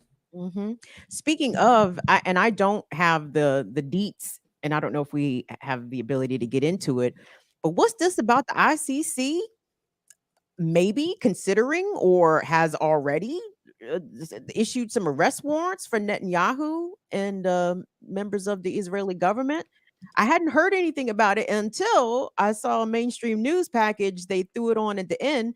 And the what did they say? And Israel is furious that the ICC is talking about arrest warrants, and the U.S. State Department says that that basically Netanyahu and them ain't got nothing to worry about because the ICC lacks authority, says the State Department.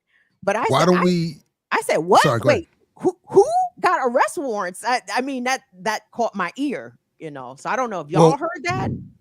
Let's look into this after this next break, because speaking of arrest warrants, we do have to have another visit from the ear doctor, and then I think after that would be a good time to check in on Netanyahu and what might be coming down for him. You know what's wild, but not really? How the music industry is like mad quiet. About what? Mad quiet through, and they always say now is the time when you go virtual, and everything goes out there viral. Thank you. And they are mad quiet. Like, we're Kendrick Lamar with everybody waiting for him to come back with a battle with Drake. It's like, yo, this is y'all time. All y'all conscious rappers. Isn't Khalid a Palestinian? Yup. And it said little, if nothing, right? It said little. Nothing. With those endorsements. Is it like the music industry is like, all right, you better not say nothing or we're going to take you down. Yeah, go a drone. Correct. Another message. You know what I'm saying? Even though you can't compare pro-Palestinian to whatever the fuck Kanye West is doing, right? But because Ye went all anti-Semite, and now he's having obvious issues getting his record out, getting samples cleared, getting bookings for certain venues, etc. I think the rest of them, even though again Kanye was not on some pro-Palestine shit, but I guess the perception is if you are a celebrity and you come out in favor of Palestine, then you are anti-Israeli, you are anti-Semitic, so you will be punished accordingly. Man, I'll tell you, quiet is a That's rat a good pissing point. on cotton.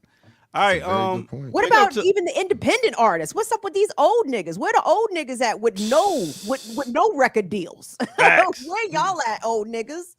Yo, big up to Lucretia Williams. We gotta get her a raise. She's just sending $1.99 super sticker. She'll be here tomorrow, so make sure y'all check in. Thank you, Lucretia. KJ Sakuma, $5, paying my BPM ties. Y'all be well and behave.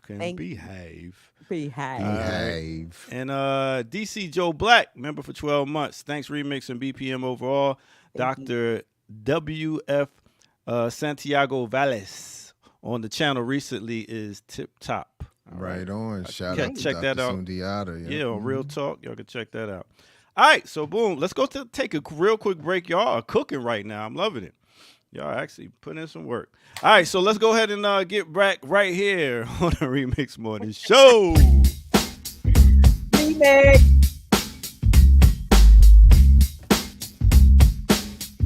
Let's do a remix on the remix. Let me take y'all there to a place. 1971 mashes up with 1994. Let's go.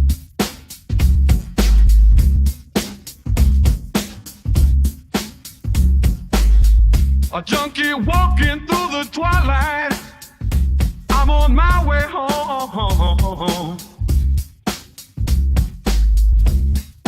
I left 3 days ago, but no one seems to know I'm gone. Home is where the hatred is. Home is filled with pain, and it might not be such a bad idea if I never went home again. All right. Let me take you there. And where am I going to take you? To a place known as 1971. And that right there is Pieces of a Man, Gil Scott-Heron. And the name of that song is Home is Where the Hatred Is. Mixed with a little bit of 1994, we talking about the Fuji's, Blunted on Reality. Yes, the mix right there, the remix on the remix. With that said, let's get back to it right here on the Remix Morning Show.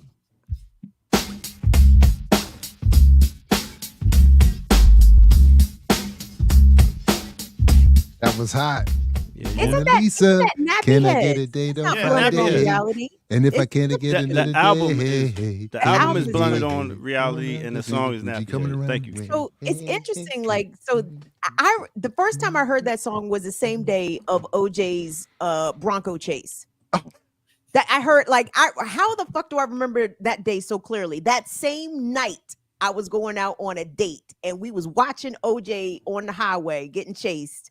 And we went to go see the movie Wolf in theaters with Jack Nicklaus and Michelle Pfeiffer. And in the car, the first time I ever heard the Fugees or Nappy Heads was that same night. And I remember that shit caught my ear. Because I'm a Libra, y'all. I'm like, who the fuck is this? This shit's kind of thumping. Same night, 94. Wow. Oh, was that a special? It sounded like it was a special night. Did something happen that night also? Yeah, OJ got chased in the Bronco. Is that why you remembered everything like that? Because of that part? Okay. Well, yeah, and come on. No, that was good. I like where you Interrupted pieced the that together. finals. Music, the date. Yeah, well, the date was just okay. I mean, the my fact bad, that I heard the Fugees for the first time is the memorable part there. Come on. She was trying to get there, boy. Hey, so that song, just quickly, just real quick, that song reminds me of the big ass speaker I had that filled up the entire trunk of my Toyota Tercel that I was driving around in delivering pizzas, because the bass in that used to thump so nicely, and I used to be rocking around these tree-lined streets, with the speaker too big for the car, the whole thing rattling on the outside. It was Jared, ridiculous. also too big for the car. I'm trying to picture your that too. Yo, up in a Toyota Tercel. And shout out to my man Big Rose, who's bigger than me, and it'd be the two of us on the way home from Frostburg out to Oxon Hill. Shout out to Oxon Hill, salute, and we be in that joint 600 pounds deep on that Toyota Tercel, scraping the tires going up Mount Negro. Jeez. Literally called Mount Negro in Frostburg, Maryland. That joint, yeah. That reminds me when me and my homeboy Zaki made bootleg Fuji shirts. It was so. Of course. But anyway.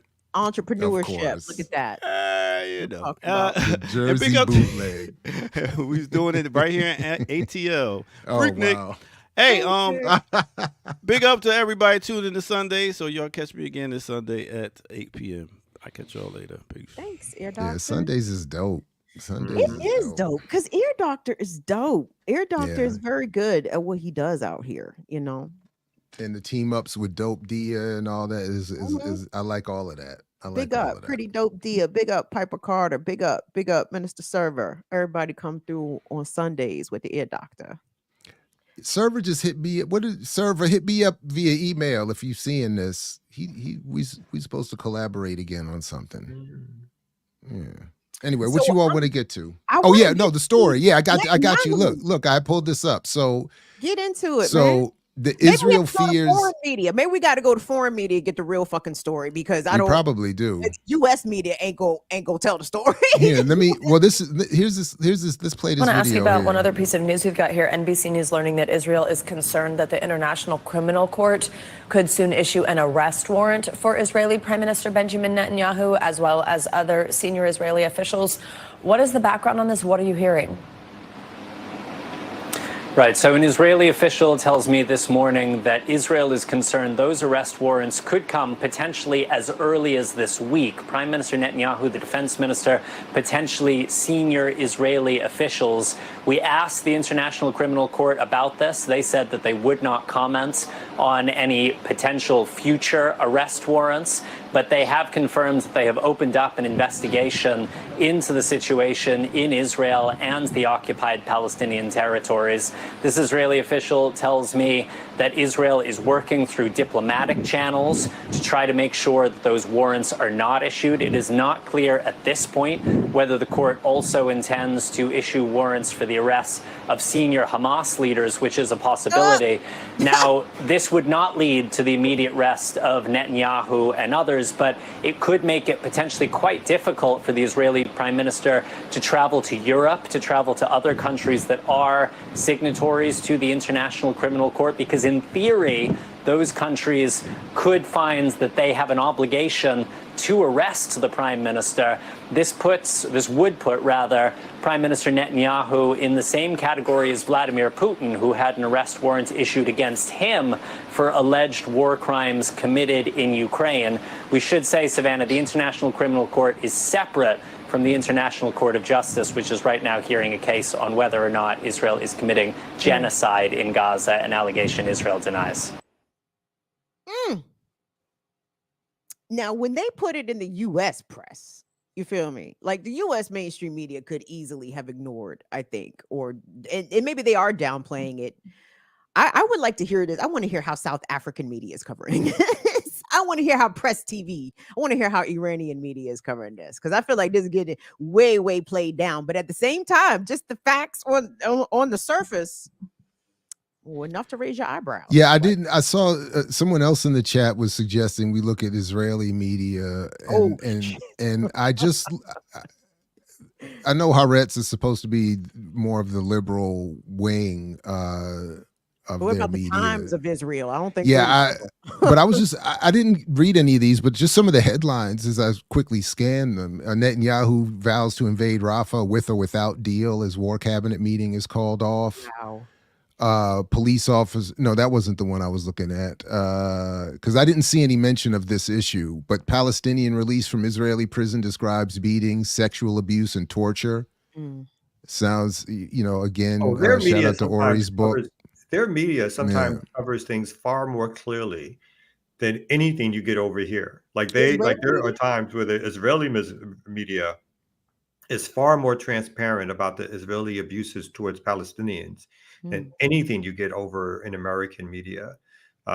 So it's not so much that it's the clearest of thought or ideologically it's where I would like it to be. Obviously not. But there is a lot of coverage a lot of times in the Israeli media that gives you far more nuance, far more details about the numbers and the amount of Palestinians being killed. Not always, but sometimes you can find those things that you don't find in the American press at all. And so I'm not surprised that the ICC, but I heard it that way also, that they were thinking about it, but they were doing this both and thing, where they were going to potentially charge Hamas leadership as well as Israeli leadership, if they even go that far and do so. And when people would like to compare with Putin and Netanyahu, and it's the 7 months of the Israeli war on Gaza, far more Palestinians have been murdered and killed. Children have been murdered and killed than any amount in the Ukraine. So people should obviously keep that in mind.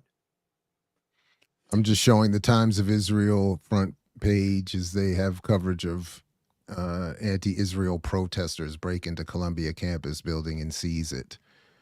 Listen, I say get all the white war criminals. Get them all. I mean, whoever put a missile to a hospital, get them. If Putin's in there too, get him too. But definitely, if Netanyahu and them was on the list, let's see some of these things executed. Even though we know that they are not going to be. The U.S. is going to protect Israel, and Netanyahu. I mean, shit. What don't you guys remember? 20 years ago, the rumors were that Bush couldn't travel, W couldn't travel international because he was a wanted war criminal, right? I don't think that was true, but that's what I remember hearing that. But Yeah, I used to hear that too, but No, I it mean the would U.S. be nice if they got Didn't the locked U.S. up. just find that even the little finding that it had that certain army units or military units in Israel committed either war crimes or something close to that, but still made a decision to make that no arms would be barred from those individual units, because no matter what happens, it's going to, like we said, like I've seen some of the press conferences where folks ask the U.S. U.S. ambassadors or people from the State Department about particular crimes committed by Israel.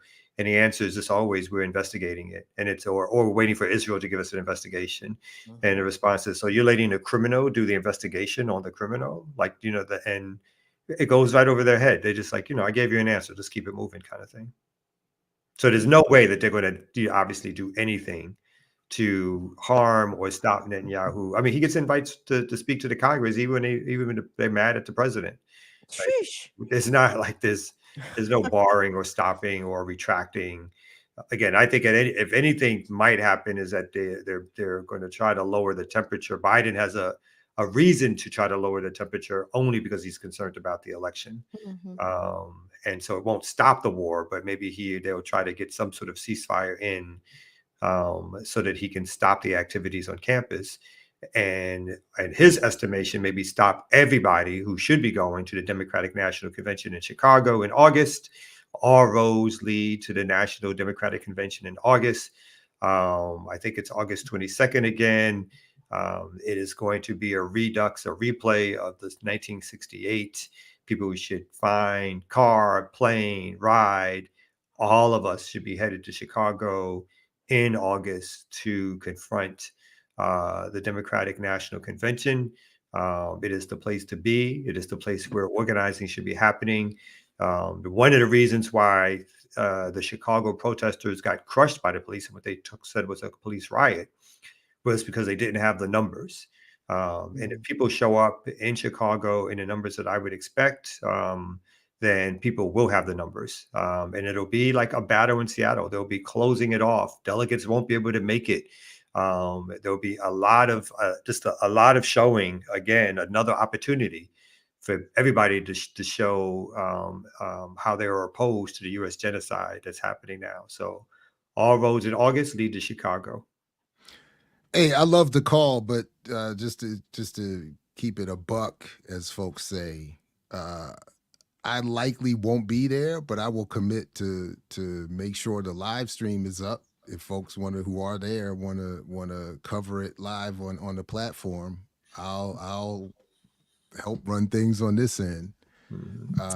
Got to get a hotspot. It's got to get a hotspot, y'all. It's going to be so crowded. Signal's going to be really bad. So that's interesting. I was just looking into some of that technology. I think it's not outrageously expensive. And there are things I think that if we did want to coordinate and really plan some things out and maybe even sort of sponsor some BPM journalism to send people out with those, with some technology, we could, I think, probably come up with it's just a little bit of money to put together a portable Wi-Fi situation. I think we could, if we really, if that, I'd be down with that. But I'm not gonna front. The call is, I hear you, Kamal. We all got to be there, but there's a lot of organizers and activists, who are listening to us or watching us. Young folks, older folks, for those who can make it, we all we can to be there. And I think some people in the chat who we know are friends talk about they may go if they can cover it. Yeah, folks who can come and cover it, because I think it's going to be kind of a must go to, must act. And when I think of something that's going to be remembered in 10, 15, 20 years in terms of a U.S. response here, I'm thinking about what's going to happen at that convention. And so I encourage people to come down to Chicago, to go to Chicago, to be a part of that. Because I think that will make history in terms of the numbers and so forth. Manny Nile is saying, if I go, can I be a reporter?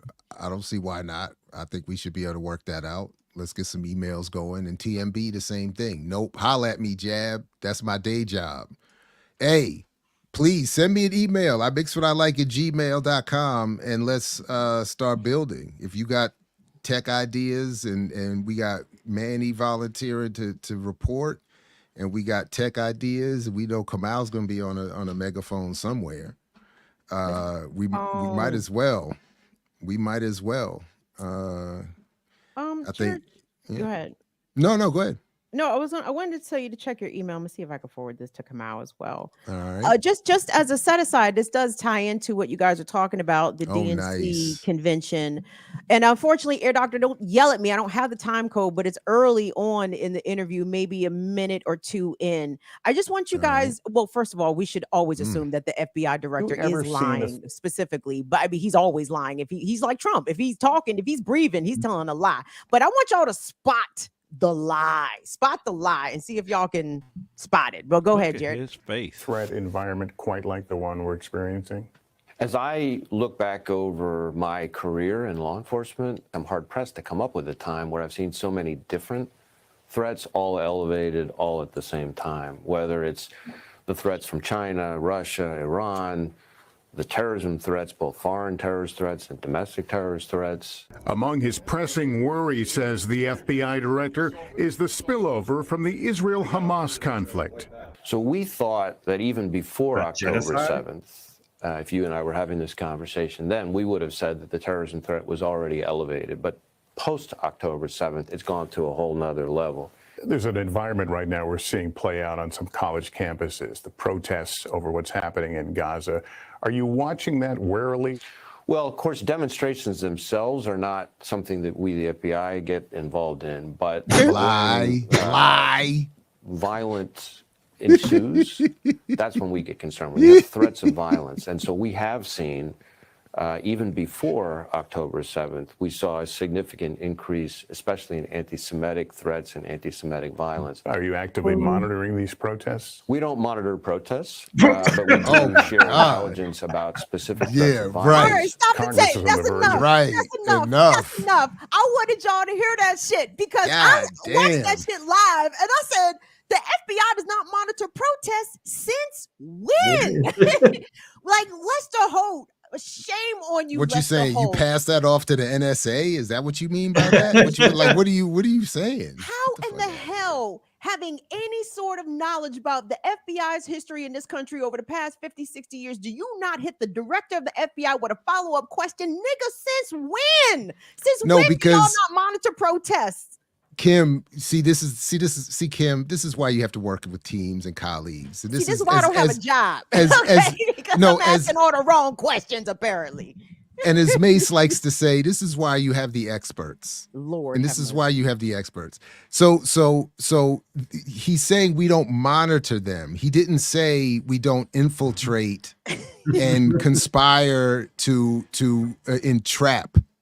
So that's all monitoring activity. So he's saying we don't just sit back and quietly observe. We're intimately involved. Like, we're scoffing at the monitoring word. No, of course we just don't do that.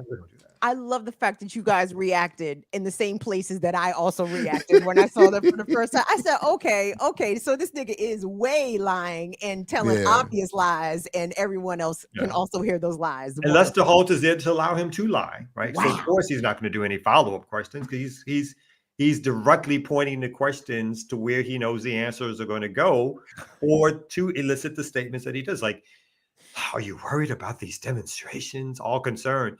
Oh, did he ask him if he's worried about the genocide?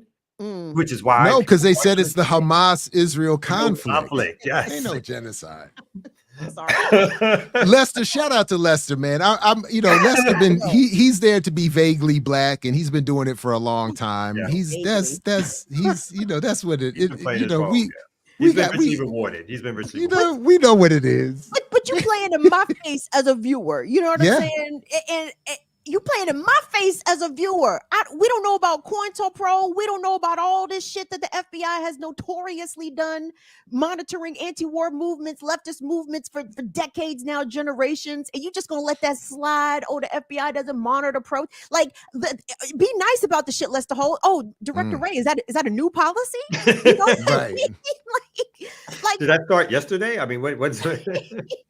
Did I get the memo? Like, talk to me like I'm a fucking adult out here. Don't be out my face, playing in my face like I'm a fucking child and I was born yesterday. Like, you're like, oh, of course. Because even if you want to be like a good American, you should be like, why aren't you monitoring the protests? Shit. What you mean you don't monitor the protests? Get your ass. What did we have an FBI for?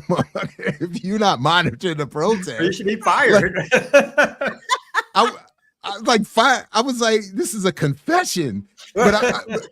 But I was also, I also would have wanted a follow up on who are the domestic terrorists you reference, because the again, you want to leave it out there, leaving the whites to fill it in with the browns and the Arabs, but we know who it really is.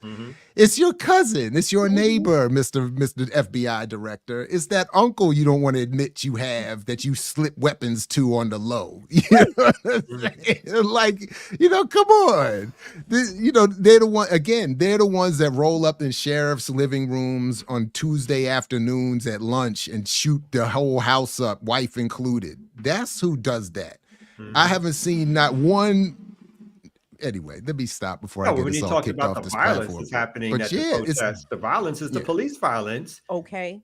Or the rogue whites, or the other whites with the cars driving through crowds and whatnot. It's not. Folks with the Israeli flag spitting on people, confronting people, running up on people, trying to challenge them and start a fight. The protesters have been in tents doing an encampment. That's their big crime. They've been doing an encampment, and for that they get pulled and dragged out by their feet, hit on the head, hands all across the face, twisted arms, twisted legs.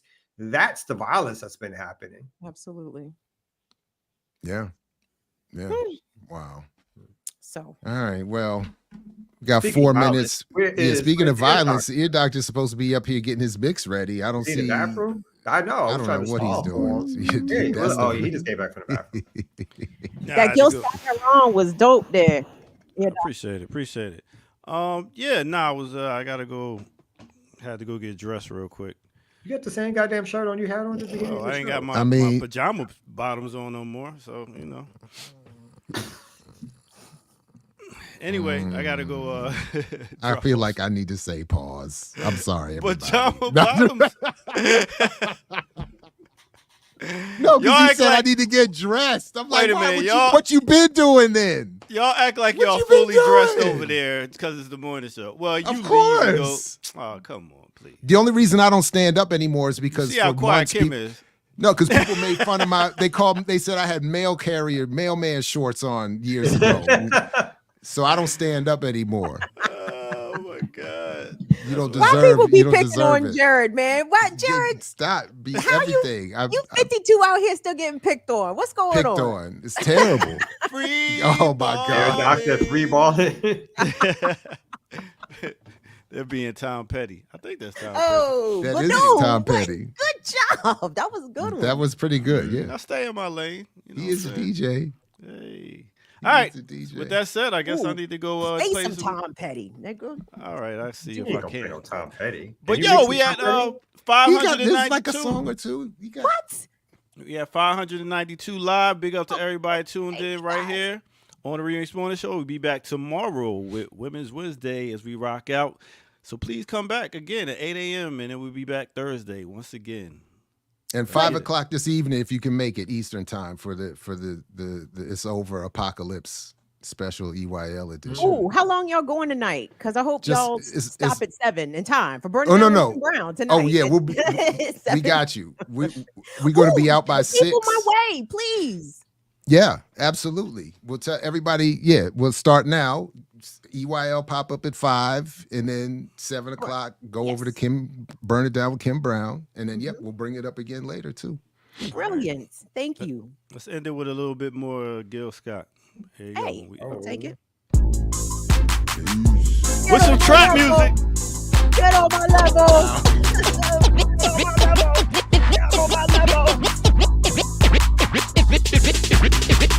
If you're driving through the country on a lazy afternoon, sing it. Or you're watching your children playing after school. Let's go, come on.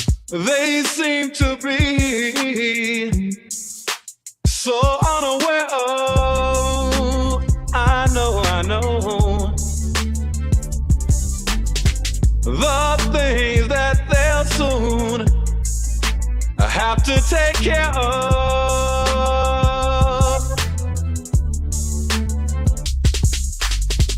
We've got to do something, yeah, to save the children. We got to keep it going, y'all. Let's do that. Continue to put this knowledge out there right here on Black Power Media. We catch y'all tomorrow morning with the Remix Morning Show, y'all.